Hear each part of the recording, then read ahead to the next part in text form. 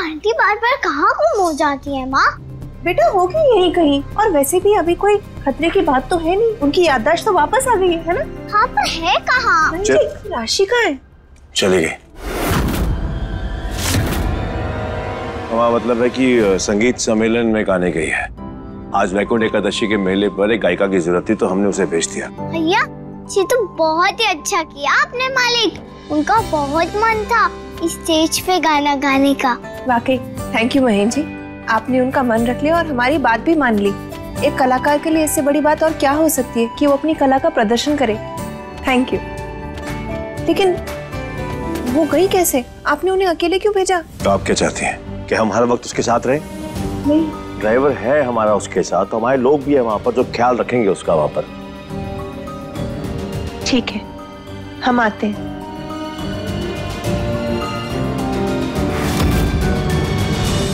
भैया इतने बड़े मंच पे इतने सारे लोगों के सामने उनको गाने मिलेगा, कितना अच्छा लगेगा ना उनको, जब सब लोग तालियां बजाएंगे, राशि राशि चिल्लाएंगे। मेरा भी सपना है सबके सामने गाना गाने का, पर नहीं गा सकती। वचन दिया है ना मैंने, मैं भी जाती हूँ उनका गाना सुनने के लिए। व्रत भी रखा है ना एकादशी का, तो मेले में जाके झांकी के दर्शन भी कर लूंगी और उनका गाना भी सुन लूंगी। रुको, कहाँ जा रही हो तुम? मेले में हमारा काम कौन करेगा?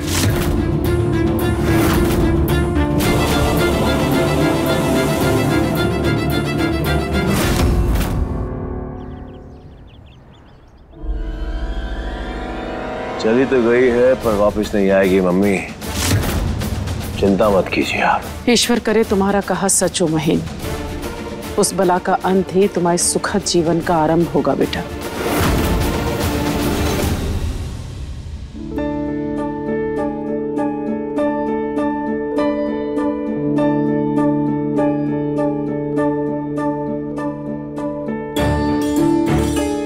धमकियां ही काम करती हैं महेंद्र पे। कल रात ही धमकाया और आज मुझे इतना बड़ा मौका दे दिया।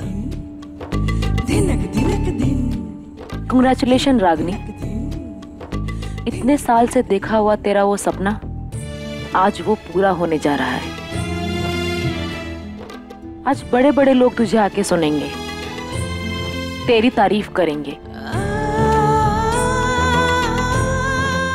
तेरे सपनों तक जाने वाली सीढ़ी का आज पहला पड़ाव है।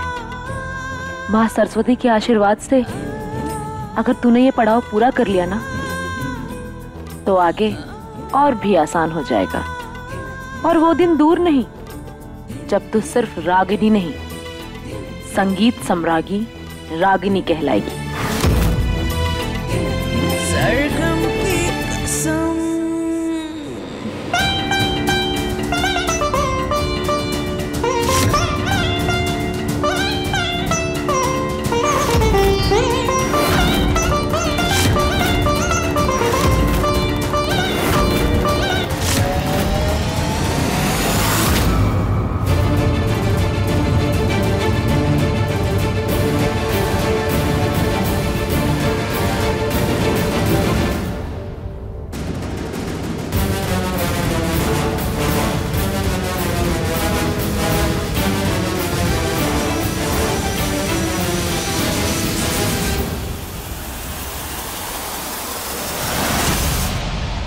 भैया फोटो कहाँ रखूं? कमरे में तो नहीं रख सकती क्योंकि वहाँ तो राशि आंटी है ना।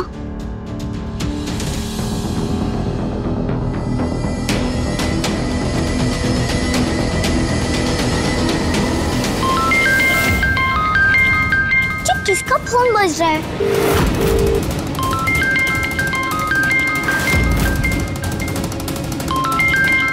जमीन पे किसका फोन पड़ा है?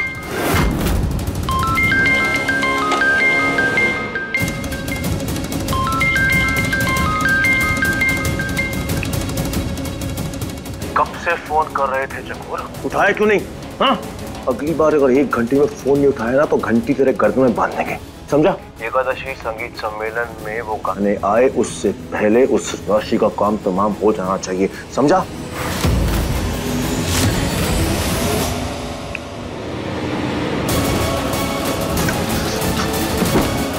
भैया देख क्या हो गया राशि आंटी से, क्या गड़बड़ हो गई, क्या गलती हो गई? पापा राशि आंटी के बारे में ऐसे क्यों बोल रहे थे? राशि आंटी ने वो गलतियां गड़बड़ की है का? वो तो कितनी अच्छी है, फिर क्या हुआ?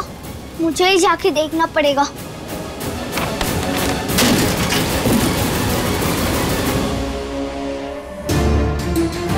फिर से कट कर दिया, कर क्या रहा है?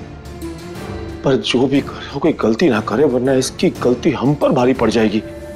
हे राम जी, आज हमारा साथ दे दो। आज जो हम आपसे मांग रहे हैं वो हमें दे दो, इसके बाद दोबारा आपसे मांगने की जरूरत नहीं पड़ेगी। अगर आज ही के आज रागिनी का काम खत्म हो गया तो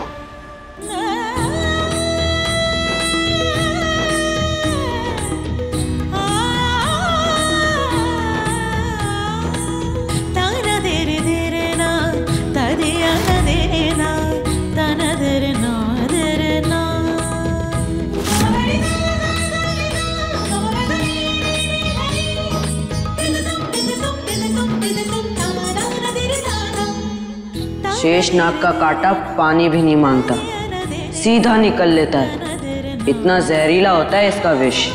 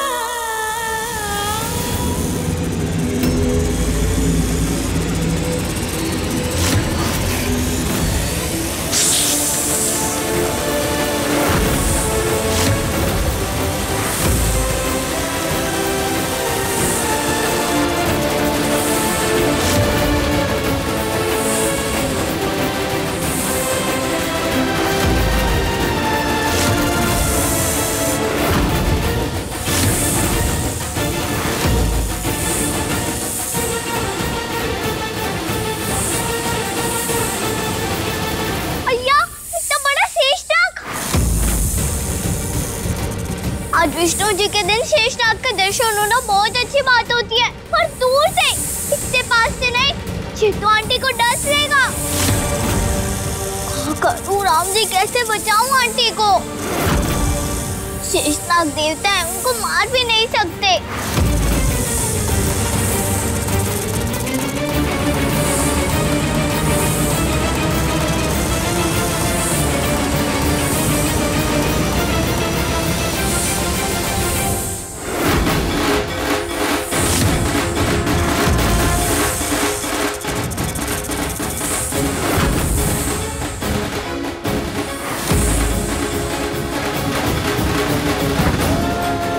भगवते वासुदेवाय, ओम नमो भगवते वासुदेवाय, ओम नमो भगवते वासुदेवाय, ओम नमो भगवते वासुदेवाय, ओम नमो भगवते वासुदेवाय, ओम नमो भगवते वासुदेवाय, ओम नमो भगवते वासुदेवाय, ओम नमो भगवते वासुदेवाय, ओम नमो भगवते वासुदेवाय।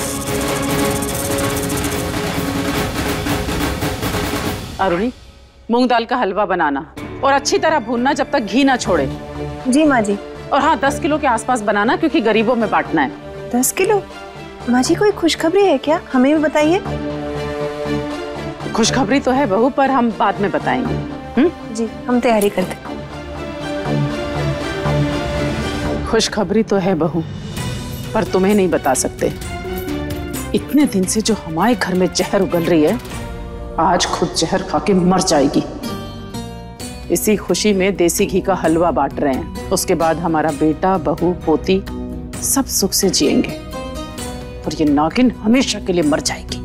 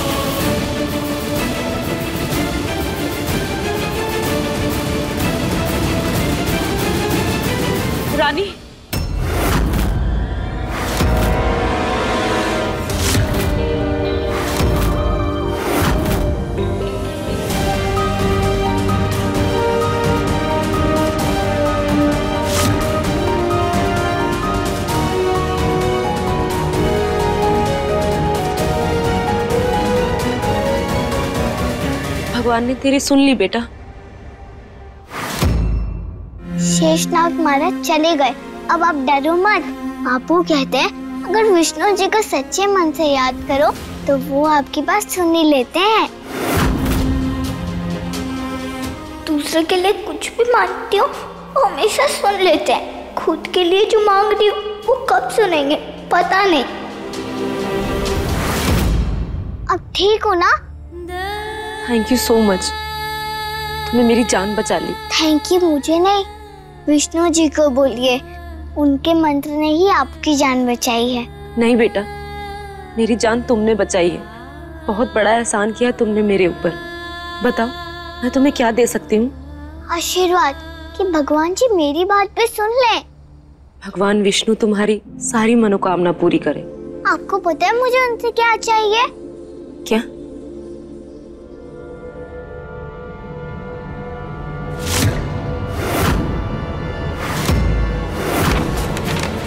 जी देखो, ये मेरी माँ की फोटो है।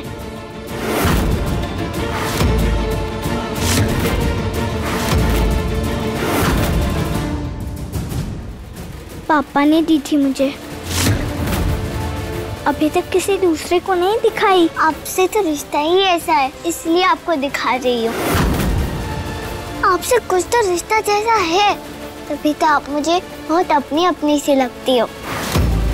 और मुझे पता है कि आप किसी को कुछ नहीं बताओगी। जैसे आप मुझे अचानक मिल गई ना, वैसे ही शायद मुझे मेरी माँ भी मिल जाए।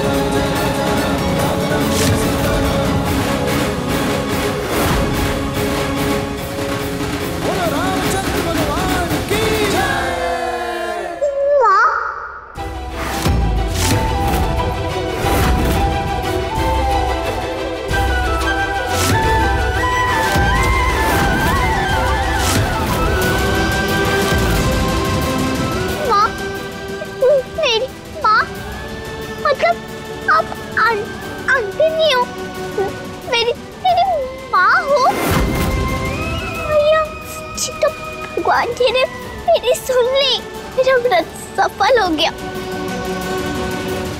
Thank you Ram ji, thank you. Thank you Vishnu भगवान, thank you thank you thank you.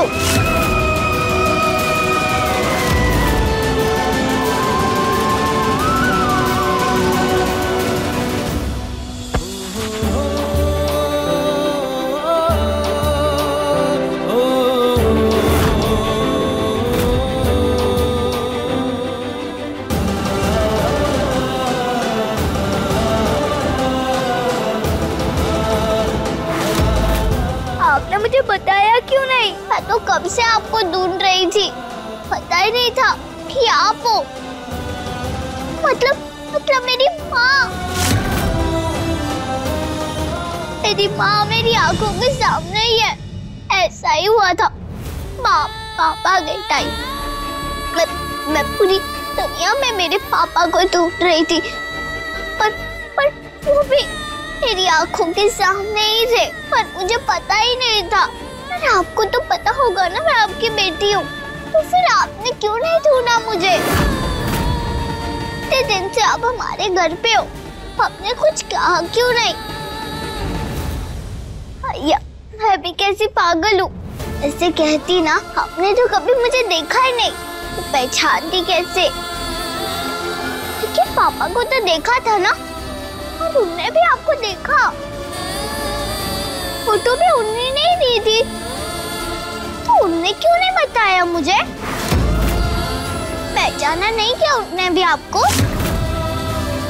बताओ ना माँ, आप दोनों ने एक दूसरे को पहचाना नहीं का? हाँ वो क्या है ना, मतलब मैं तुम्हें बताना। पापा के जैसे आप भी मुझसे सच छुपाना चाहती थी क्या?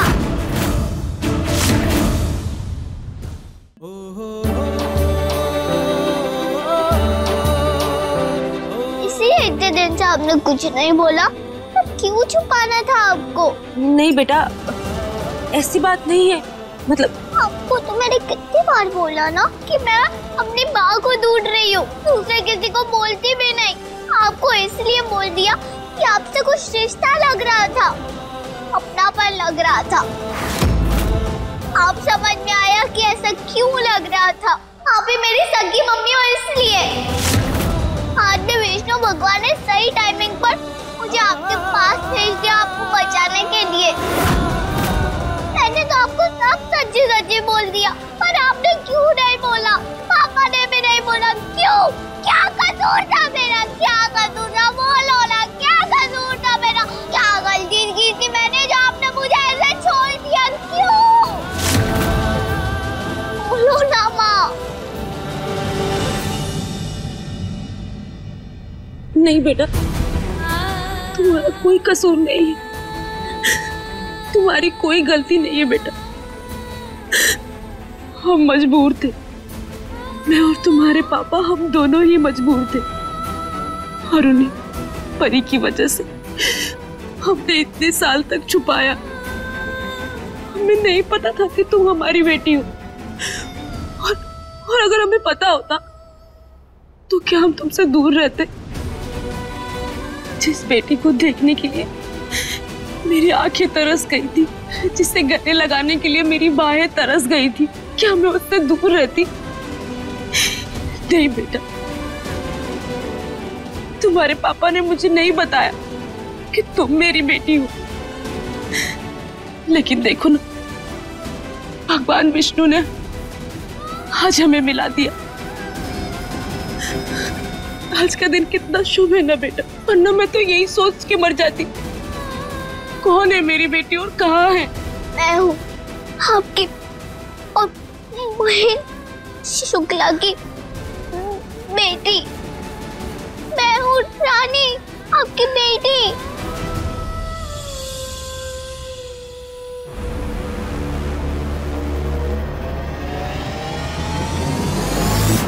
मुझे पता है आप दोनों को परी रानी माँ के लिए चुप रहना पड़ा था, लेकिन पापा ने आपको क्यों नहीं बताया कि मैं आपकी बेटी हूँ? आपने मुझे क्यों नहीं बताया कि आप मेरी माँ हो? सबके सामने नहीं, पर अकेले में तो बता सकती थी ना। नहीं बता पाए होंगे बेटा, हिम्मत नहीं पड़ी होगी। उनके लिए भी तो आसान नहीं था ना।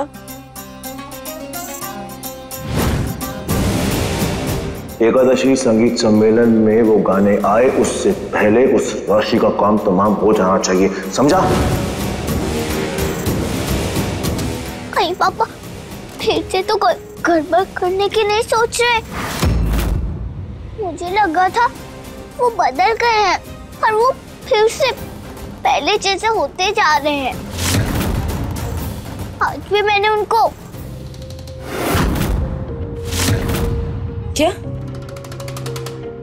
क्या आज भी मैंने उनको बेटा? आज भी मैंने उनको फोन पे बात करते हुए सुना था। आपके बारे में ही था, चकोर भैया को कुछ तो काम तमाम करने जैसा बोल रहे थे।